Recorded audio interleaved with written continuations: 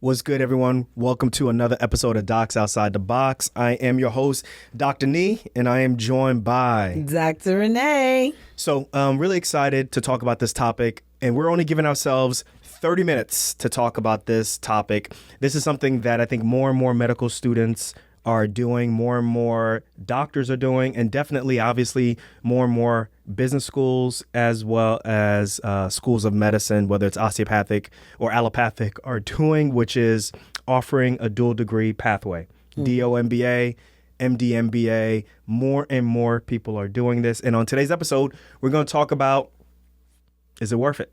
So we are coming from the experience of being at an osteopathic school, graduating in 4 years, and being in a dual degree program where we got our DO and our MBA. And our MBA. We did it in 4 years. That was really an attractive thing for me, which was not having to do an additional year. But that price tag was really expensive. So this was between the years of 2002 to 2006. We got a dual degree and we graduated. I think it was total around $32,000. Yeah, about that. I think it was like $32,000. I tried to look it up. I couldn't find it anywhere. No, I feel like it was like 25. 25? I feel like, yeah, it was between 25 and 30. Okay. Well, either way, it was hella expensive, and we were able to finance it through private loans mainly because we were maxing out the majority of our student loans from the federal standpoint. So listen, on this episode, we're going to cover the topics of what is an MBA, the different types of MBA programs, the cost, as well as the jobs that you can get, the pros and cons of getting an MBA while you're in medical school, as well as my advice, me and Renee's advice. So why don't we jump right into it? We got a timer. Let's jump into it. So what is an MBA? Guys, an MBA is a master's in business administration. Basically, you are taking the theoreticals and a little bit of the practicals. Right. Is that correct? A little bit of a little bit of the practicals. A little bit. And you're using that for the training for business management. And the key thing here is management, right? Business management is what you're going to be using. And it usually focuses around the topics. Three main topics is accounting, finance, and marketing. Okay. Right. There are some other topics, some other electives that you can take, but for the most part, the three big pillars of any MBA program is how well do you account for the books? Right? Is someone stealing from you? Who's the embezzler? Right? Is everything make sense from the books?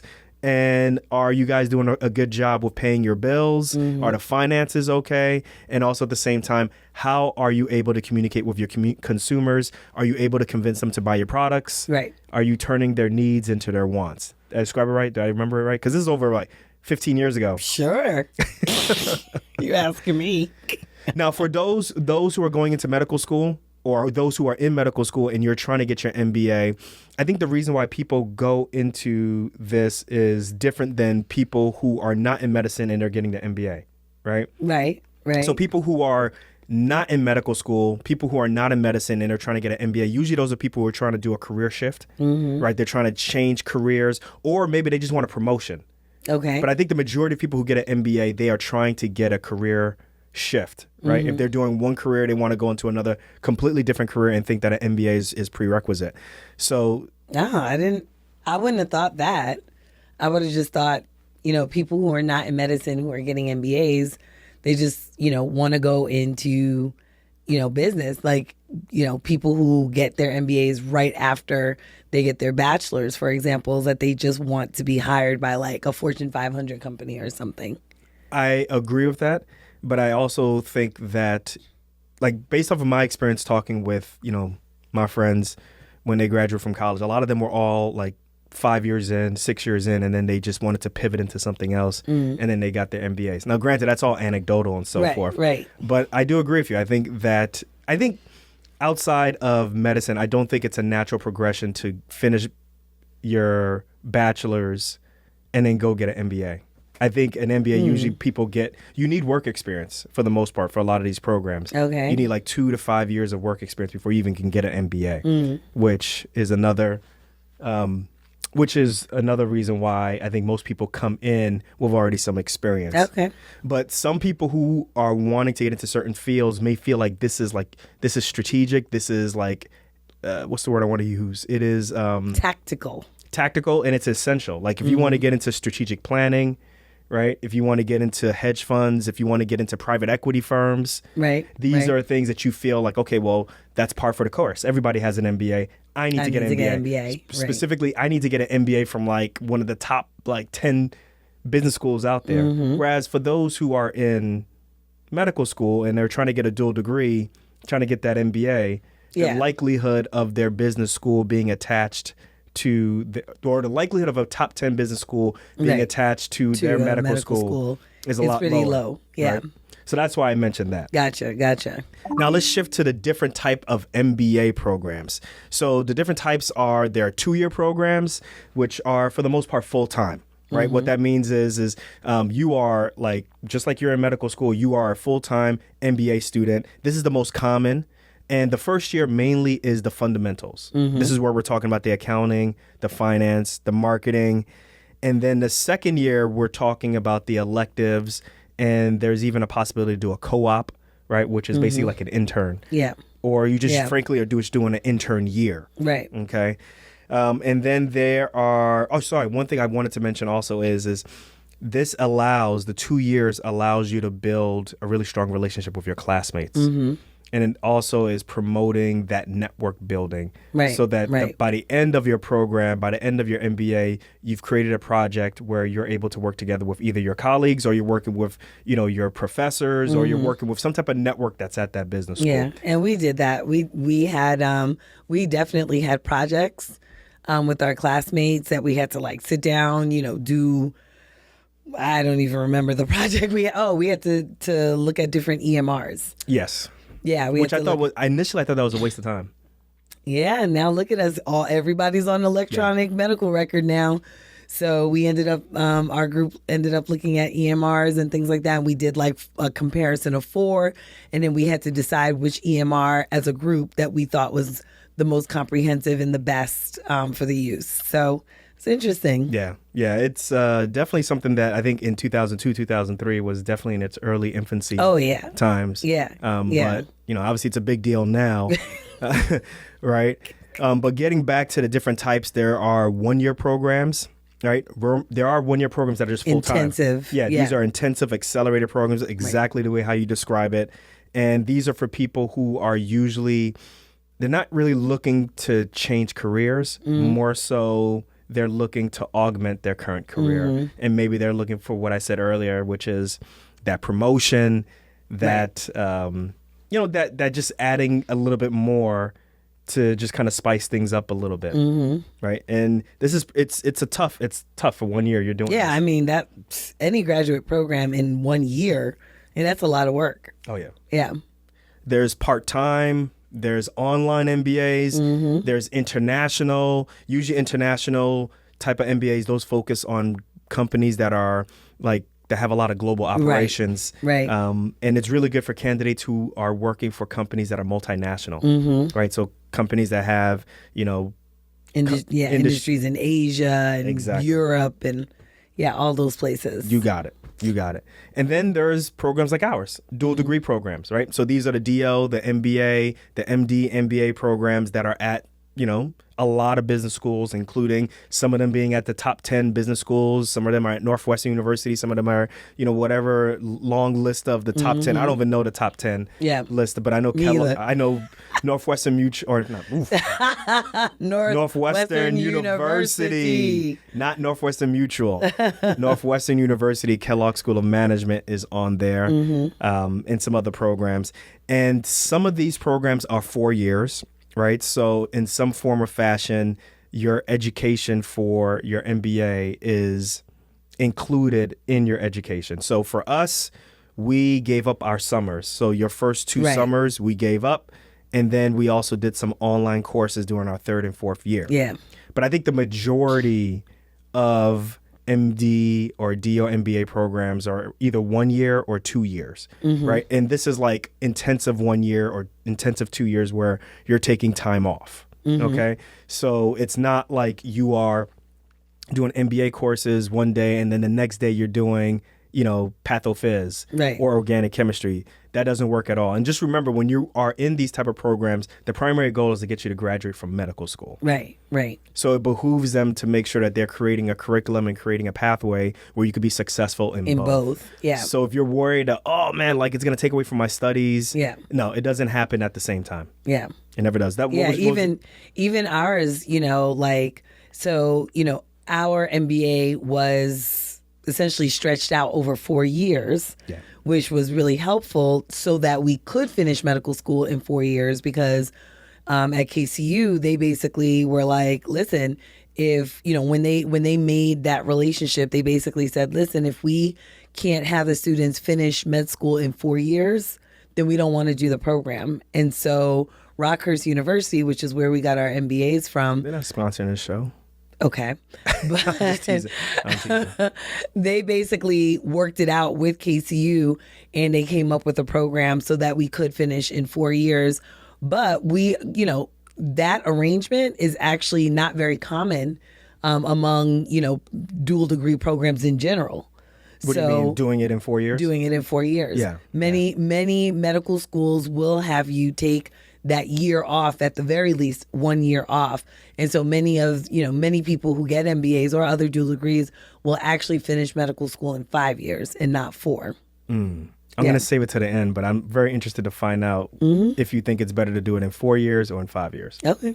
I can tell you already, my mind was at, I ain't spending no extra more time in med school, and I wanted to do it in 4 years. But I do have some thoughts on if it's better to do it in 4 years or do it in 5 years. Okay.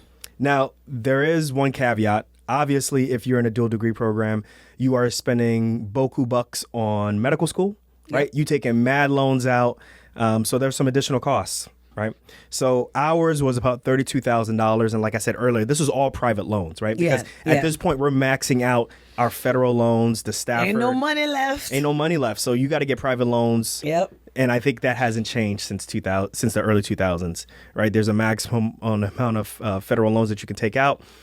So if you are doing some extra education, you may have to do some private loans or ask mommy and daddy or some rich uncle to hook you up.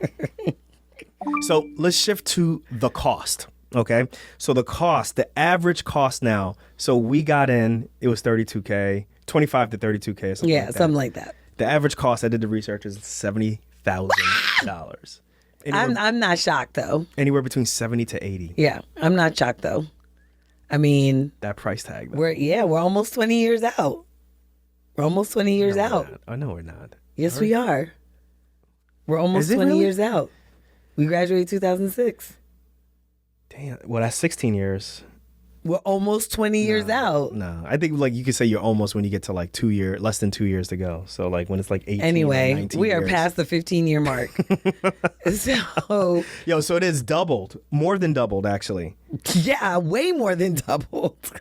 And I think the majority of people who are going to pay for this, you're paying with private loans. Yeah. Don't forget the interest rates are a little bit higher or can be significantly higher with private loans compared to federal funds, but I'm just putting it out there. So that is the cost.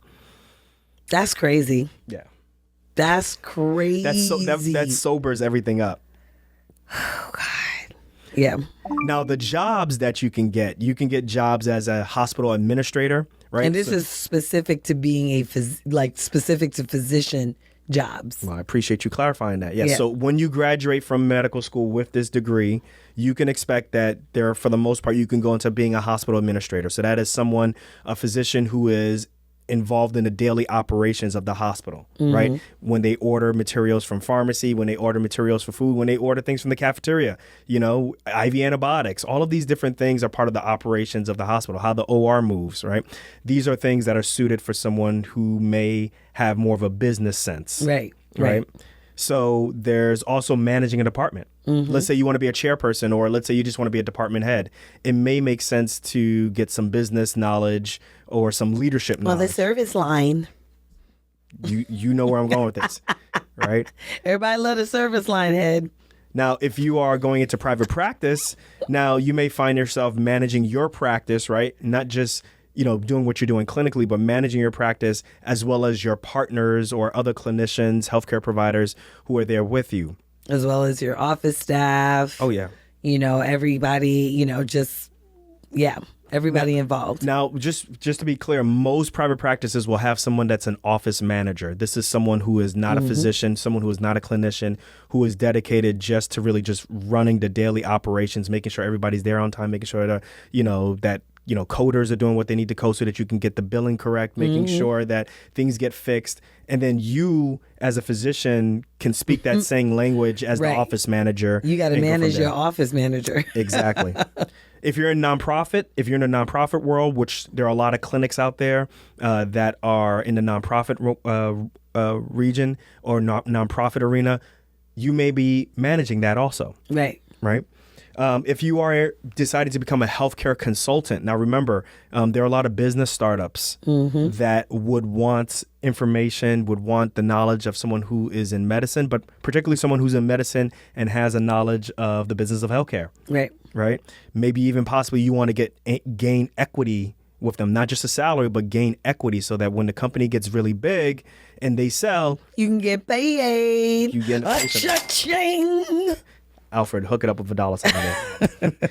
There's also nonprofits that may want you to consult with them. And then also there's plenty of healthcare institutions. Right. So those are, for the most part, I think the main pathways if you finish and you really want to practice and utilize your MBA. Outside of doing clinical work, I think these are the other ways in which you can do work, which is being a hospital administrator, private practice, nonprofit manager, and a healthcare consultant. Let's move on to the pros and the cons. Okay, so the pros are, look, if you're really interested in business and you want to understand the language of business in a concentrated, fast way, this is the best way to do it. Right. Right. You can, listen, you do not have to be successful in business and have to have an MBA.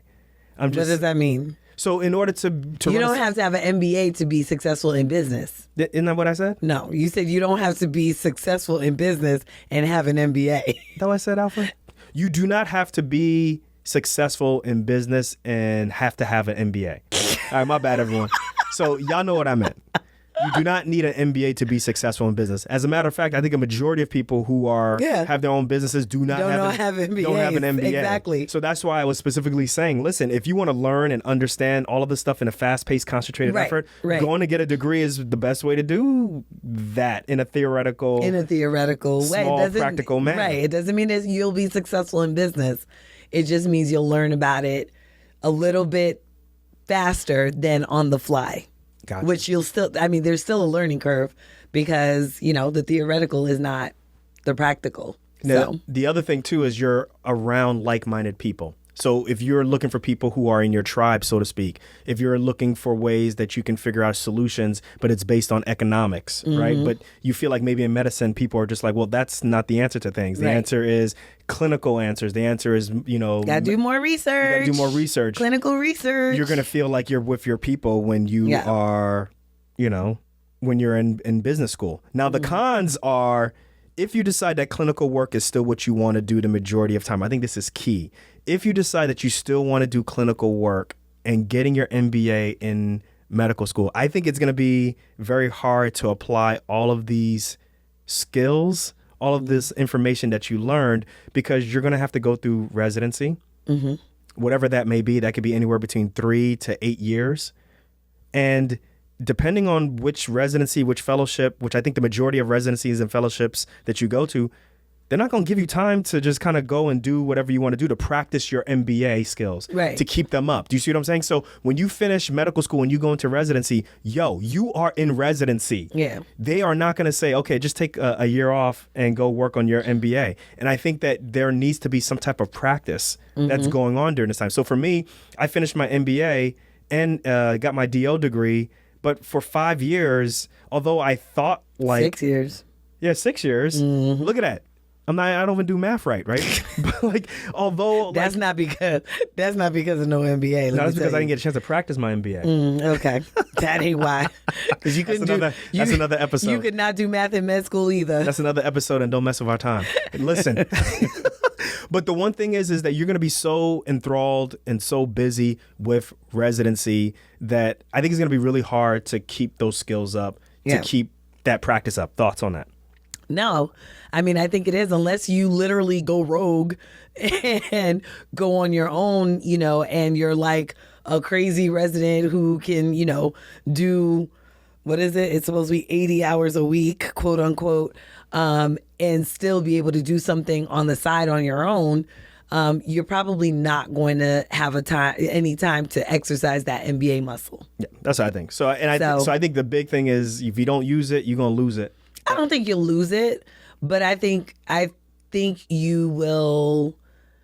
You won't lose it, but I think it will be a steeper learning curve that you might be frustrated with because you already have the MBA. You know what I mean? You're going to lose it. That's what I think. The question is do you think this makes you more attractive to residencies, getting an MBA? Yeah, I do. And that's the problem. I think it actually does make you more attractive to residency programs, even though they know that, yeah, we're not going to let you use this thing.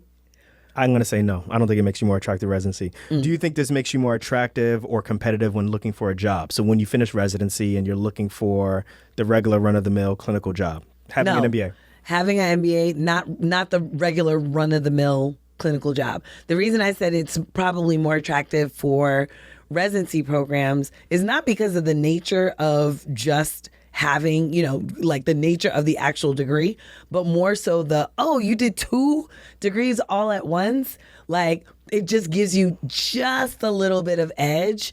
I think, especially if you are somebody who, is already competitive, or someone who's maybe like, I think so. I don't care. I think so. So I think there's the reality. Excuse me. I think there's what we want it to be, like the perfect world, and I think there's the reality. I think you think that's important. No, I don't think it's important. I don't think that's important. I don't think having an MBA or a dual degree is actually important. Okay. I think that's just a little bit of a competitive edge. You think that, but I don't think residency directors do. Well, I mean, so remember, residency directors aren't the only people sitting around the table. There are a number of people sitting around the table, right? When it comes time to decide which residents are we going to rank, who we're not going to rank. So it's a number of people sitting around the table. And I think that there are going to be some people, some of whom already have their own dual degrees, who are going to say, yeah, this gives this candidate a little bit of a competitive edge because they feel that they have a competitive edge. If you're listening to this and you agree with Dr. Renee, let us know. I think the majority are not going to agree with you and stuff, but that's all right. That's fine. And I mean, if I'm wrong, guys, if you guys think that I'm wrong, I'm not saying that it's going to make the difference of whether you get into residency or not. I'm saying it literally just gives you just that much of a competitive edge. That's it.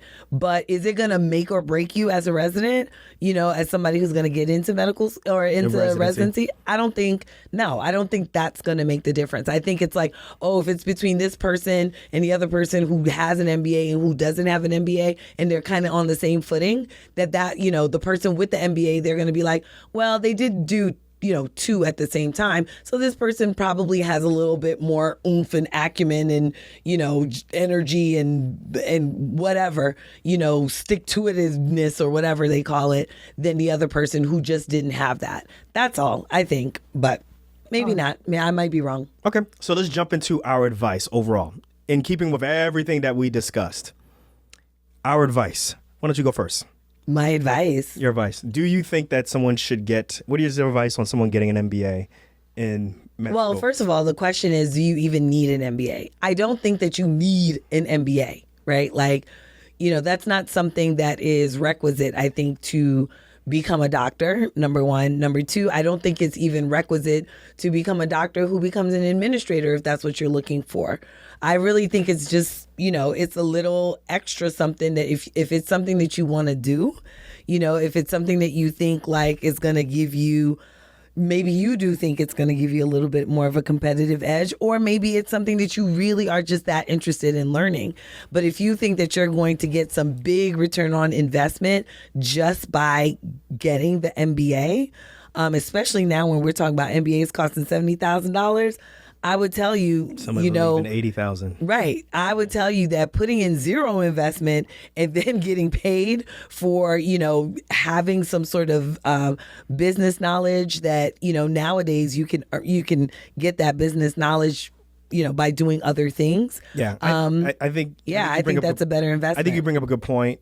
So the way I look at it is think before you do, right? Don't just do it just because you're in med school. Well, I'm in med school, I'm young, I'm whatever it may be, this is the time to do it. I know it's very attractive to do that and stuff. Yeah. Right? It may be really hard for me to go back and get it once I'm already practicing, or maybe, I get into I'm married or I have kids and so forth. Granted, some of those things, there's some validity to that, right? But I do think you need to think before you do, and you need to think about it from so many different perspectives. So what I was jumping on what you said, which is the skills versus the degree argument, right? Which is it better to have the degree or is it better to just gain skills along the way? And the reason I think about that is I think about the private practice doc, right? Yes, it'd be great for a private practice doc to have an MBA. Does that private practice doctor need an MBA to have a very successful, lucrative career where he or she is managing other clinicians in a very successful way? I would absolutely have to say, no, that is not needed. Particularly if you're really good at delegation and you have a really great office manager.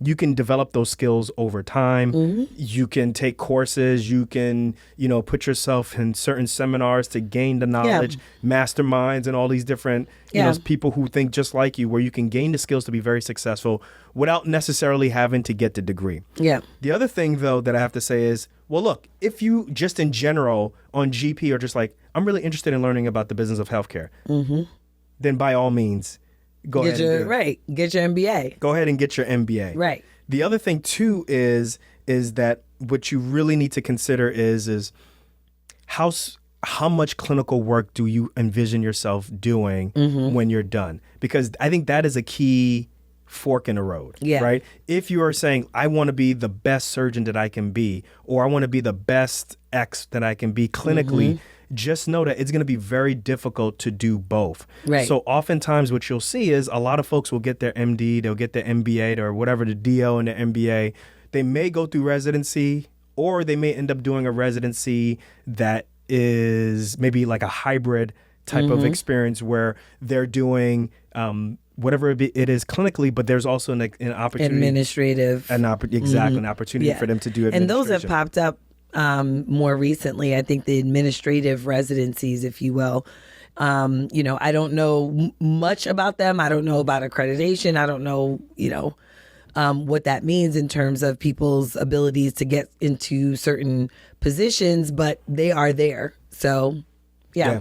So that's what I think. I think that overall you got to think about that fork in the road of I'm getting a degree, but are the decisions that I make afterwards going to allow me to really just let me do what I really want to do, which is practice in a hybrid type of manner, right? And I think that was, looking back for me, I'm like, well, I really had to force my way to do the things that I wanted to do once I finished residency and fellowship. And I'm going to be really honest, like I remembered half of the stuff that we learned, 6 years prior to that, which was in school. So, but it didn't mean that I didn't think in a way that was entrepreneurial. Right. Think in a way that, is, more like business-wise, savvy. But can I say that necessarily came from the MBA? That's the key question. Well, I think, in order to be someone who is, thinking in a business way, like if you already have that in mind, those are the people who are most likely going to go and get an MBA, right? Like you're not going to go and get an MBA if you're not really, even if you don't even have the propensity to think in a way that, a lot of business-minded people think, right? So I think there's an attraction to an MBA based on, someone's tendency already to think like a business, or like a business person. Or just are interested. Or just interested.